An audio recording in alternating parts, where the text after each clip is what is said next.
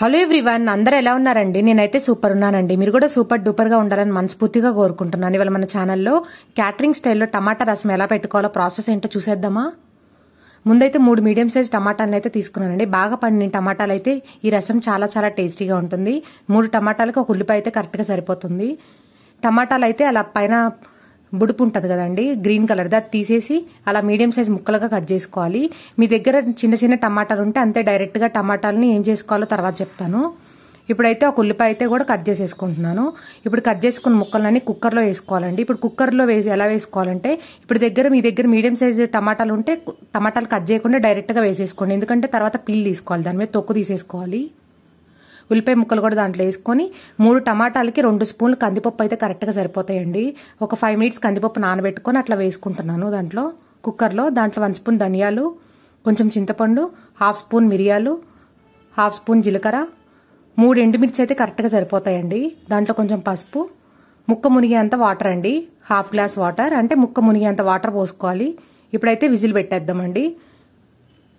Medium ఫ్లేమ్లో పెట్టుకొని ఒక 3 విజిల్స్ అయితే మనకు కరెక్ట్గా సరిపోతాయి, మరీ ఎక్కువ అవసరం లేదు. 3 విజిల్స్ అయితే మనకి పైన పొట్టు తీసుకోవడానికి కూడా ఈజీగా ఉంటుంది, ముక్కలు కట్ చేసాం కాబట్టి.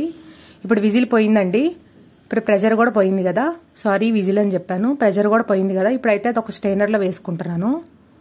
స్టెయినర్లో వేసుకొని ఆ పైన తొక్కు ఉంటుంది కదండి, టమాటాల తొక్కు అంతా తీసేస్తున్నాను. మీరు కావాలంటే టమాటాలు డైరెక్ట్గా కూడా వేసుకోవచ్చు, బట్ నాకు అలా నచ్చదు కాబట్టి నేను కట్ చేసుకొని వేసుకున్నాను.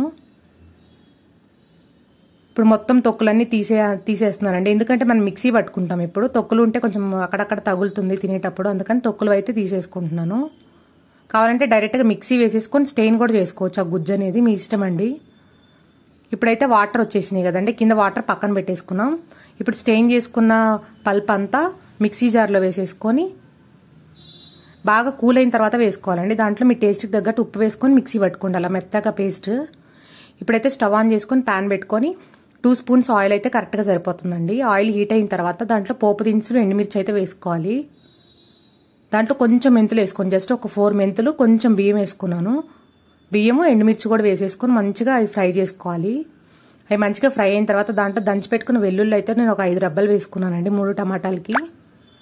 వెల్లుల్లి కూడా మంచిగా ఫ్రై అయిన తర్వాత కొంచెం కరివేపాకు వేసుకున్నాను, కొంచెం కొత్తిమీర కూడా వేసుకొని ఇది మొత్తం తాలింపు అనేది బాగా ఫ్రై చేసుకోవాలి. ఇది ఫ్రై అయిన తర్వాత దాంట్లో జస్ట్ ఒక పించ్ ఇంగువ అండి, నచ్చపోతే మీ ఇష్టం అండి, స్కిప్ చేయొచ్చు, బట్ కొంచెం వేసుకుంటే మనకు సేమ్ క్యాటరింగ్ స్టైల్లో వస్తుంది. ఒక పించే వేసాను నేను. అది కూడా వేపిన తర్వాత కొంచెం వేసిన తర్వాత ఇంగువ దాంట్లో మిక్సీ పట్టుకున్న పేస్ట్ వేసుకొని కొంచెం మీ టేస్ట్కి తగ్గట్టు అయితే వాటర్ పోసుకొని దాంట్లో మనం పక్కనే పెట్టుకున్న వాటర్ ప్లస్ ఎక్స్ట్రా వాటర్ పోసుకొని లాస్ట్లో కొంచెం అంటే కొంచెం బెల్లం వేసుకొని బాగా మరిగించుకోవాలండి. చూసారు కదా ఫోమ్ వస్తుంది కదా పైకి, అలా ఫోమ్ వస్తుంటే అలా తిప్పుతూ ఉండాలండి. అలా తిప్పటం వల్ల మనకి రసం అనేది చిక్కబడి చాలా చాలా టేస్టీగా ఉంటుంది. చూసారు కదండి ఎంత బాగా వచ్చిందో. సేమ్ మనకి భోజనాల్లో తింటాం కదండి రసం, అదే ఫ్లేవర్ వస్తుంది. కొంచెం మరిగిన తర్వాత దాంట్లో 2 స్పూన్స్ అయితే ఎండు కొబ్బరి పొడి వేసుకున్నానండి. ఎండు కొబ్బరి పొడి మస్ట్ అండ్ షుడ్ వేసుకోండి, అప్పుడే మీకు క్యాటరింగ్ స్టైల్ ఫ్లేవర్ వస్తుంది.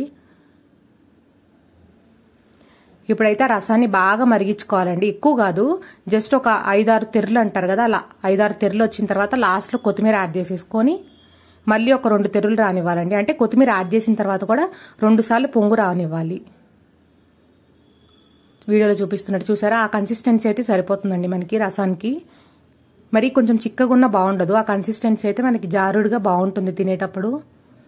అంతే అండి, క్యాటరింగ్ స్టైల్ టమాటా రసం అయితే అయిపోయింది.